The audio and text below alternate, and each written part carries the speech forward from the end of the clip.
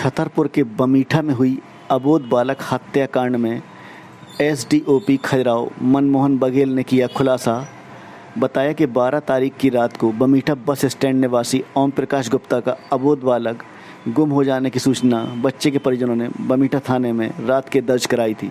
Police ने मामले को गंभीरता से लेते हुए उसी रात बच्चे की तलाश शुरू कर दी थी। पूरी रात पुलिस और स्थानीय लोग अबोध बच्चे की तलाश करते रहे। रात करीब 3 बजे अबोध बच्चे का शव थाने के पीछे कुएं में तैरता मिला।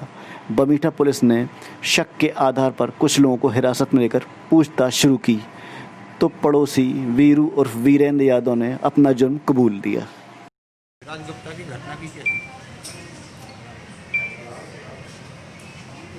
क्वेश्चन तो पूछो।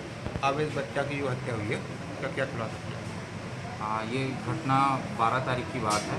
12 तारीख को करीबन शाम 7:30 बजे की बात है। बमीठा थाना क्षेत्र के अंतर्गत लाइट चली गई थी। उस समय करीबन 8 साढ़े 8 बजे के आसपास ओम प्रकाश गुप्ता वो थाने आए। थाने आकर उन्होंने बताया कि उनका 1.5 वर्ष का अबोध बालक विराज जो बाहर घर के खेल रहा था वो नहीं मिल रहा है। तत्काल इसमें पुलिस ने एक्शन लेते हुए चारों तरफ तलाशी अभियान जारी कर दिया और तलाशी अभियान जारी करने के बाद हम सभी जगहों पे जाकर के जहां संभावित क्षेत्र में बच्चा मिल सकता था उसकी तलाश की गई, उसके परिजनों से पूछताछ की गई अगल बगल सभी जगह। और उसके बाद इसमें 363 का अपराध पंजीबद्ध करके विवेचना में ले लिया गया। और पुलिस रात में सर्चिंग के दौरान करीबन 3 बजे के आसपास यहीं के थाना बमीठा क्षेत्र के रहने वालों ने जानकारी दी कि जो बालक लापता हुआ था उसकी बॉडी जो है थाने के पीछे वाले कुएं में पौंधी पड़ी हुई है। तत्काल थाना बमीठा के टीआई और थाना चंदनगर के चौकी प्रभारी मौके पर पहुँचे मेरे साथ। वहाँ पर जाकर के हमने देखा और बॉडी को निकलवा करके उसकी शिनाख्त कराई जो कि वो जो बालक लापता हुआ था उसी की थी। उसके बाद बॉडी को उनके घर वालों से पहचान करवा करके उसको पीएम के लिए अस्पताल भेज दिया गया। और पुलिस ने बारीकी से सारी चीज़ों की जांच की कि क्या क्या हो सकते हैं इस एंगल में। सर क्या वजह रही है?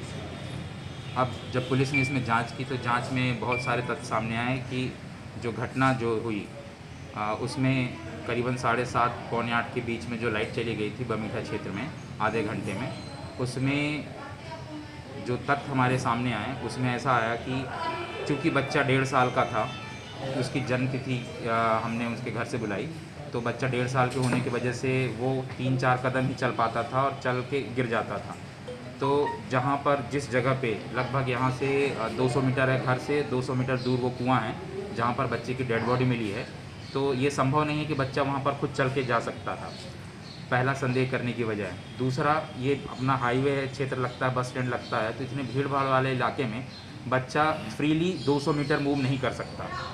और तीसरा, अंधेरे जब लाइट गई थी 7:30 पौने 8 के आसपास, तो उस समय बच्चा अंधेरे में 1 कदम भी नहीं चलने की स्थिति में था। और चौथा कारण कि जिस कुएं में बच्चे की डेड बॉडी मिली है वो कुआं उसकी हाइट से ज़्यादा है। हमने एफएसएल अधिकारी डॉग स्क्वाड बुलवाया था तो जांच के उपरांत पाया गया कि जो उसकी हाइट है बच्चे की औसतन हाइट कुएं की मुंडेर और कुआं उससे ज़्यादा था। तो हमारे पास ये पर्याप्त साक्ष्य थे कि बच्चा स्वयं वहाँ नहीं जा सकता, किसी के द्वारा उसको उठा कर के ले जाया गया। उसके बाद हमने अपनी टीमों को यहाँ पर लगाया। टीमों को लगा कर के घर के आसपास के लोगों के, बमीठा थाना क्षेत्र के रहवासियों के लोगों से पूछताछ की। पूछताछ में कुछ 5-7 नाम हमारे सामने आए जिनसे थाना बुला कर के पूछताछ की गई। और उसमें पूछताछ के दौरान उन्हीं के घर के बगल में रहने वाले पड़ोसी वीरेंद्र यादव, जिन्होंने घटना को स्वीकार किया, उन्होंने बताया कि उनके ओम प्रकाश गुप्ता के पिताजी जो स्वर्गवासी हुए कुछ दिनों पहले, उनसे उनकी बुराई चलती थी। वो उनको हमेशा हीन भावना से डांटते रहते थे।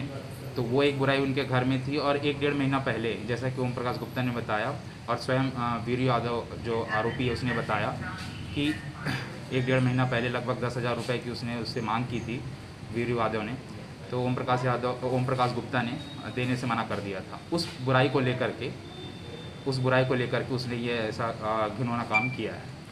किन किन धाराओं के अंतर्गत मामला पंजीकृत? इसमें हमने 363, 364 और 302 के तहत इसमें अपराध पंजीबद्ध कर लिया है। क्या इनका पुराना रिकॉर्ड भी खराब है क्या यादव जी का? पहले भी कोई ऐसी अपराध किए हैं उन्होंने या पहला ऐसा कुछ मामला? पुराना इनका कोई रिकॉर्ड, आपराधिक रिकॉर्ड नहीं है, परंतु ये दारू के नशे के आदी हैं और अपने घर में, जैसे कि इनसे घर वालों से भी पूछताछ की गई है, घर वालों से पूछताछ करने के दौरान ये तथ्य सामने आए हैं कि ये अपने घर में भी अपने घर से भी पैसे निकाल लिया करते थे और बात को स्वीकार नहीं करते थे। तो इस प्रकार का इनका रिकॉर्ड रहा है।